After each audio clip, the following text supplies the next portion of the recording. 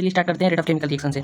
तो इसमें दिया हुआ है कि some reaction such as ionic reactions occur very fast. तो आयनिक रिएक्शन जो होता है वो तो बहुत फास्ट रिएक्शन होता है। फास्ट रिएक्शन क्यों होता है? क्योंकि कोई भी सॉल्यूशन है NaCl का सॉल्यूशन है, ठीक है, तो ये पहले Na+Cl- आयनिक फॉर्म पहले से टूटा हुआ रहता है सॉल्यूशन में, जिससे रिएक्शन का रेट बहुत फास्ट हो जाता है, ठीक है। जिसकी इसका एग्जांपल भी दिया हुआ है कि silver nitrate and sodium chloride को जब हम मिक्स करते हैं तो सिल्वर क्लोराइड का पीटी बहुत तुरंत बन जाता है। क्यों? क्योंकि सिल्वर नाइट्रेट क्या होता है AgNO3 एंड सोडियम क्लोराइड क्या होता है NaCl। इसको जब हम ऐड करते हैं एक साथ तो ये आयनिक फॉर्म टूटता है, पहले Ag+NO3- Na+NCl-। तो यहाँ पे AgCl वाले बन जाएगा और NaNO3 इधर से निकल जाएगा, ठीक है। तो AgCl का पीपीटी बनता है। ये बोला गया है इसमें कि PPT of silver chloride occur instantaneously तुरंत बन जाता है, क्योंकि ये पहले से ही आयनिक फॉर्म में होते हैं, ठीक है। On the other hand some reaction are very slow. For example rusting of iron, बहुत सारे रिएक्शन ऐसे भी होते हैं जो कि बहुत स्लो काम करते हैं। जैसे रस्टिंग ऑफ आयरन हमने फर्स्ट पार्ट में पढ़ा था, इसका टाइम लैग बहुत ज़्यादा होता है, ठीक है। In the presence of air and moisture also there reaction like inversion of cane sugar. Inversion of cane sugar ये बहुत ही इंपॉर्टेंट है। एग्जांपल ये स्यूडो, आगे पढ़ेंगे हम लोग, स्यूडो फर्स्ट ऑर्डर रिएक्शन का ऑर्डर नहीं आएगा, रिएक्शन का ये एग्जांपल है, ठीक है। Inversion of cane sugar,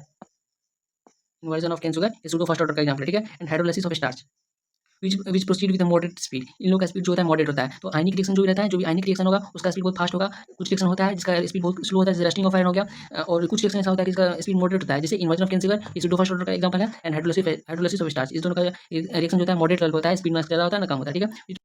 can you think of more example for इस कैटेगरी? तो हम सोच सकते हैं जिसका स्पीड बहुत ज़्यादा होता है, जिसका स्पीड ज़्यादा होता है उसका एक और एग्जांपल ले सकते हैं कि एसिड एंड बेस रिएक्शन जो होता है उसका स्पीड बहुत ज़्यादा होता है। स्पीड जिसका कम होता है, स्पीड जिसका कम होता है उसका हम एग्जांपल ये लिख सकते हैं कि जो फ्रूट जो सड़ जाता है तो उसका जो सड़ने का जो प्रोसेस होता है वो ये केमिकल रिएक्शन है, लेकिन उसका स्पीड बहुत कम होता है, इसलिए उसमें टाइम थोड़ा ज़्यादा लगता है, ठीक है।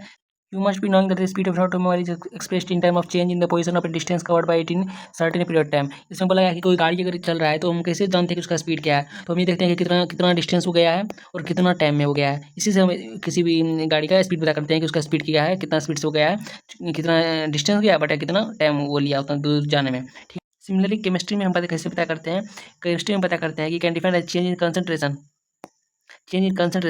कितना कंसंट्रेशन चेंज हुआ है और कितना टाइम में चेंज हुआ है, उसी से हम पता करते हैं कि इस रिएक्शन की कितनी स्पीड है, ठीक है। The rate of to be more specific it can be express in term of the rate of decrease in concentration of any one of the reactant and the rate of increase in concentration of any one of the product. तो reactant से product जाएगा तो या तो हम ये पता कर लेंगे कि प्रोडक्ट में कितना चेंज आया, और या तो ये पता कर लेंगे कि रिएक्टेंट में कितना चेंज आया। दोनों के चेंज का अगर डिफरेंस करेंगे तो उसी से पता चलेगा कि रिएक्शन का कितना स्पीड है, ठीक है। Consider hypothetical reaction assuming that the volume of the system remain constant.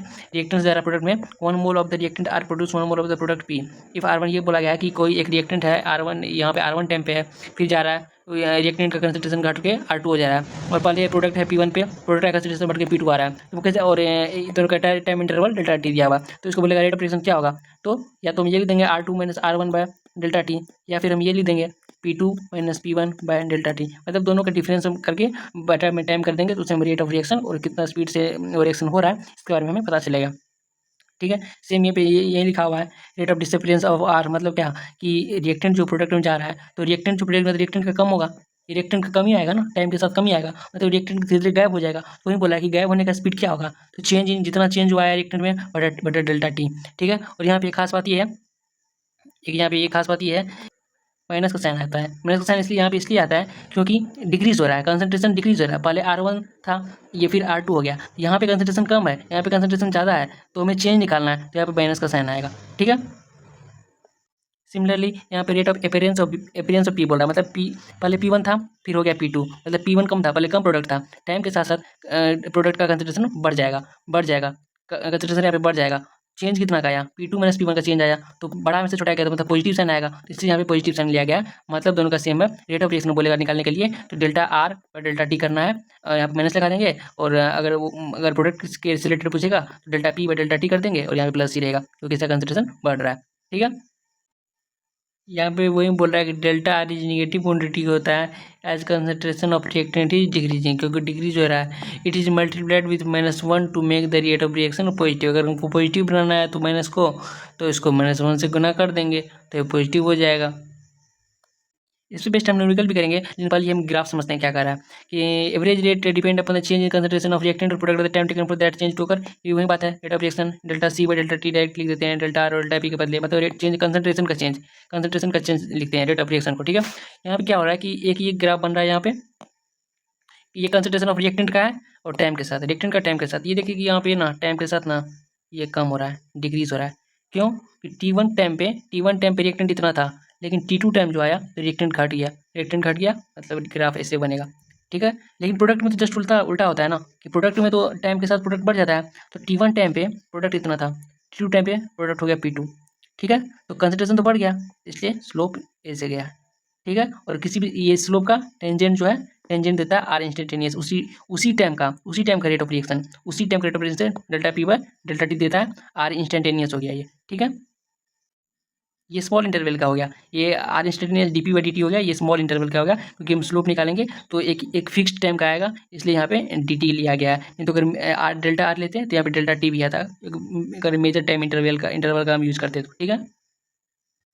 Next है unit of rate of reaction. Rate of reaction हमने पढ़ा अभी कि रेट ऑफ रिएक्शन क्या था, R equal to delta C व डेल्टा टी। डेल्टा सी क्या हुआ, कंसंट्रेशन चेंज, मतलब क्या, मोलैरिटी में लिखते हैं, मोलैरिटी बटा टाइम। मोलैरिटी क्या लिख सकते हैं, मोल अपन वॉल्यूम बटा टाइम, ठीक है।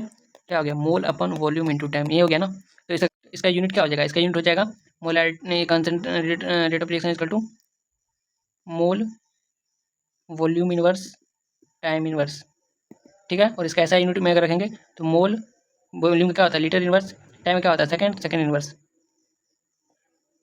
ये हो गया इसका यूनिट।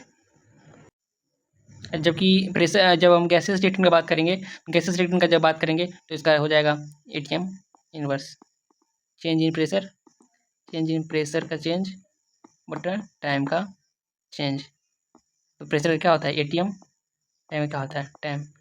ये जो क्वेश्चन है इसमें बोला जा रहा है कि C4H9Cl लिया गया है, C4H9Cl लिया गया, ब्यूटाइल क्लोराइड लिया गया, और एक इंटरवल ऑफ टाइम पे बोले 0 सेकंड पे इसका कंसंट्रेशन इतना था, 50 सेकंड पर 0.0905 था, 100 सेकंड पर 0.0820 था। ऐसे ही हर एक टाइम इंटरवल पे इसका कंसंट्रेशन दिखाया गया है। इसमें बोल रहा है कि एवरेज रेट ऑफ रिएक्शन क्या होगा। तो रेट ऑफ रिएक्शन जानते हैं, रेट ऑफ रिएक्शन क्या होता है डेल्टा सी बटा डेल्टा टी।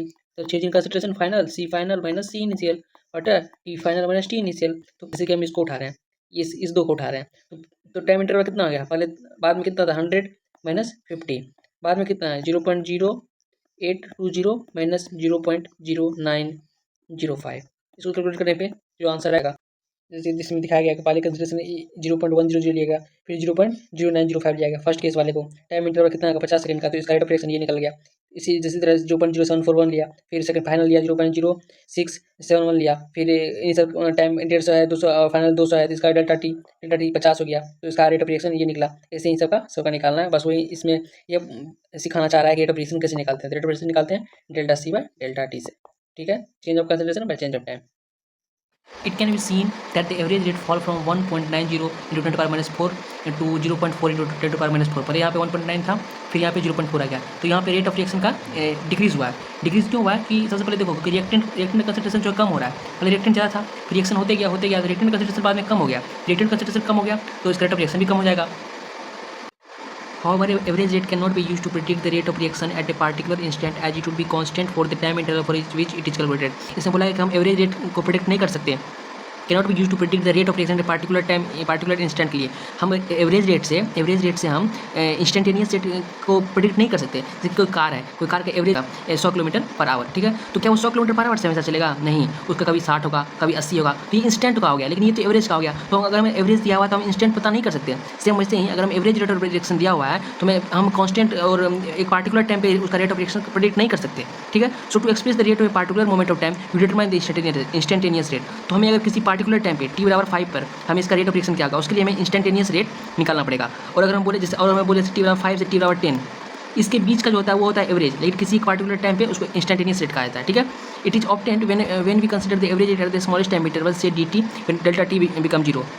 जब डेल्टा टी टेंस टू 0 हो जाएगा, मतलब चेंज ही न बराबर हुआ, तो उसका एक कांस्टेंट टाइम हो गया, से डेल्टा टी 0 हो गया, तो मतलब टी का मान 5 पर हो गया, चेंज ही कुछ नहीं हुआ, तो मतलब एक पार्टिकुलर टाइम के बारे में बता दे रहा है, तभी हमें इंस्टेंटेनियस रेट मिलता है। Hence mathematically for an infinite simply small dt instantaneous as rate is given by RAB minus delta R delta T delta P. तो ये पहले का ये एवरेज हो गया, चेंज है एक बड़ा लार्ज स्केल का टाइम का चेंज हो गया आर एवरेज, लेकिन जब डेल्टा टी 0 हो जाएगा तो मतलब बहुत ही छोटा टाइम के लिए तब dt लिया जाता है, डेल्टा टी के बदले dt लिया जाता है। तो dr चेंज इन रिएक्टेंट बटा चेंज इन टाइम, और चेंज इन टाइम बहुत ही छोटा होता है, मतलब उसका चेंज ही कुछ नहीं होता है, 0 के बराबर होता है। तो ये आर इंस्टेंटेनियस ऐसे निकला जाता है, dr/dt रेट एवरेज निकालता है डेल्टा dt से।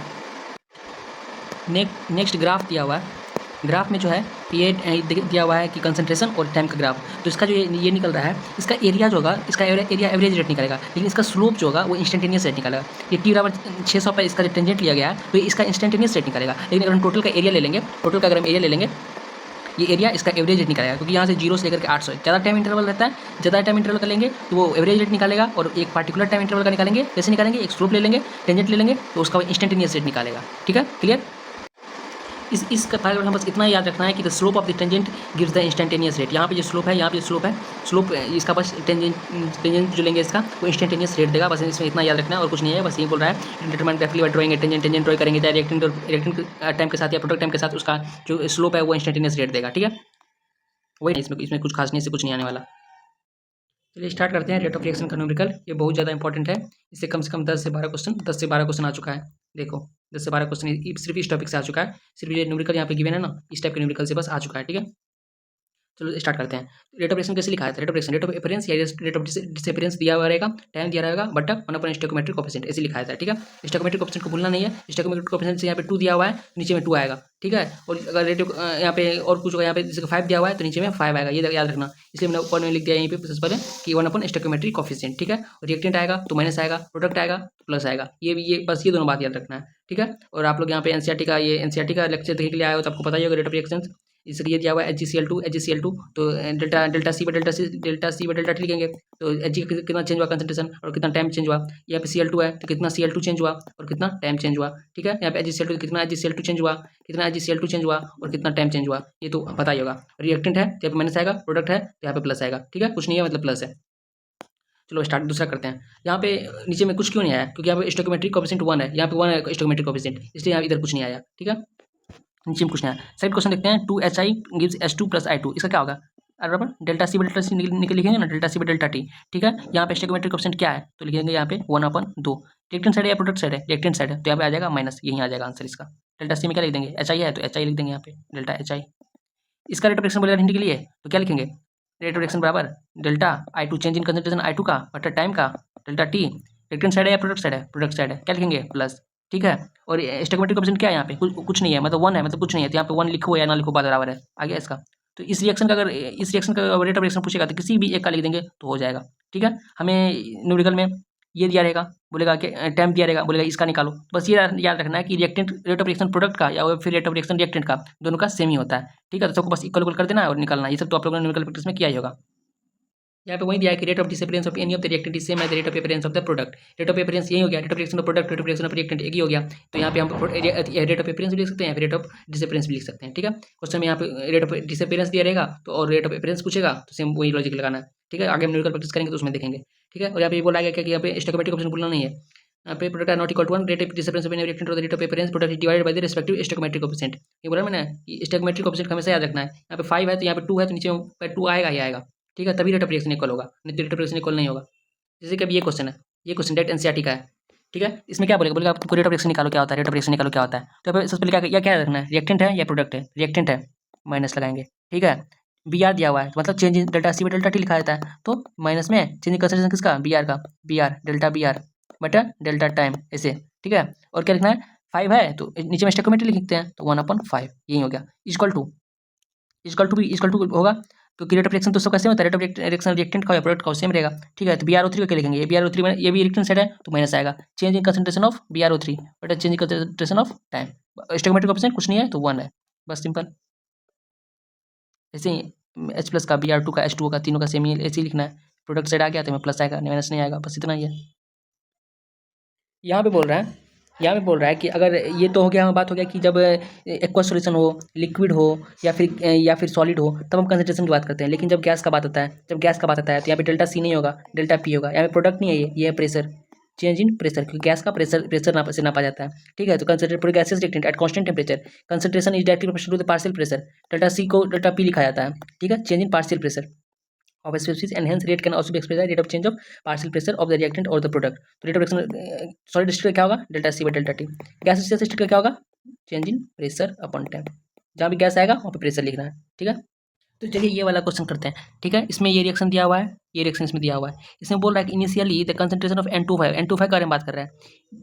N25 पहले कितना दिया हुआ है, पहले कंसंट्रेशन इनिशियल पर यहाँ लिखते हैं इनिशियल 2.33, फाइनल कितना दिया हुआ है, इट रिड्यूस टू इतना, फाइनल हो गया 2.08। टाइम कितना दिया हुआ है दोनों के बीच का, 184 मिनट। वैसे ये क्वेश्चन तो ईजी है बट कैलकुलेशन में आपको फंसा सकता है। इसमें बोल रहा है रेट ऑफ रिएक्शन क्या होगा, in term of hour, minute and second. Hour, minute और सेकंड के में रेट ऑफ रिएक्शन क्या होगा? तो हम जानते हैं रेट ऑफ रिएक्शन क्या होता है। रेट ऑफ रिएक्शन क्या होता है? चेंज इन कंसंट्रेशन बटा चेंज इन टाइम। कितना कंसंट्रेशन चेंज हुआ? 2.33 था, कितना हो गया? 2.008। क्या करेंगे? तो घटा देंगे 2.33 माइनस 2.08 बाय डेल्टा टाइम कितना है? 184 मिनट। ठीक है, तो इसका आंसर किस में आ जाएगा? इसका आंसर यहाँ पे लिखा हुआ है 6.79 into 10⁻⁴ mole litre inverse minute inverse. इसका आंसर मिनट इनवर्स में आ रहा है, बट हमें क्या बोला है कि आवर में चाहिए, मिनट में चाहिए, सेकंड में चाहिए। तो मिनट का तो यहाँ पे आ गया, अब इसको हमको आवर में बदलना है। ठीक है, आवर में बदलना है, चलो आवर में बदलते हैं। क्या लिखा हुआ है? 6.79 into 10⁻⁴ mole litre inverse minute inverse. ठीक है, इसको हमको आवर में बदलना है। तो हम ऐसे कर सकते हैं ना, 60 मिनट बराबर 1 आवर, ये लिख सकते हैं ना। तो 1 मिनट को कितना आवर हो गया? 1/60 आवर। मतलब क्या, पहले इसको लिखते हैं। तो जहाँ पे मिनट है वहाँ पे आवर आवर रख देंगे, सिंपल। 6.79 इंटू 10⁻⁴ मोल पर लीटर है तो लीटर नीचे में, पर मिनट है तो मिनट नीचे में आ जाएगा। ठीक है, और यहाँ पे 1 मिनट के बदले कितना लिखेंगे? 1/60। इसके अगर 1/60 लिखेंगे, 1/60 तो 60 ऊपर चल जाएगा, ऊपर चल जाएगा। तो डायरेक्ट आंसर किसका क्या हो जाएगा? 6.79 इंटू 10⁻⁴ इंटू 60, क्योंकि नीचे 1/60 करेंगे तो 60 ऊपर चला जाएगा। ये आ गया आपको आवर में, ये किस में आ गया? आवर में। ठीक है, अब हम करते हैं मिनट हो गया, आवर हो गया, और सेकंड में करते हैं। सेकंड में हम करते हैं, तो सेकंड में अगर कन्वर्ट करेंगे तो मैं ये ऐसे लिख सकते हैं ना कि 1 मिनट बराबर 60 सेकंड।